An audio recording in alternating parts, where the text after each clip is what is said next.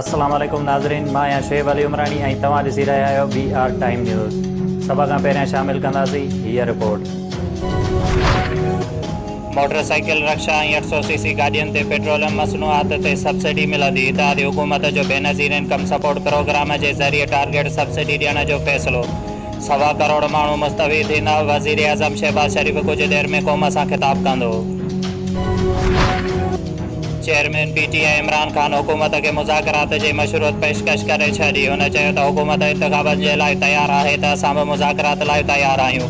6 ॾींहंनि बाद इलेक्शन जो ऐलान न कयो वियो त ॿीहर काल ॾींदुसि। Chief justice Pakistan justice Umar Ata बल्दिया चयो आहे त वफ़ाक़ी हुकूमत खे क़वानीन में ख़ामियुनि जे मुतालिक़ आगाह करण जी ज़रूरत आहे। मसालियाती निज़ाम खे वधीक फ़ाल बणाइण ऐं जामे कोशिशुनि जी ज़रूरत आहे। शुएब अली उमरानी खे ॾींदा इजाज़त। वधीक ख़बरुनि ऐं अपडेट्स लाइ ॾिसंदा रहो BR टाइम न्यूज़।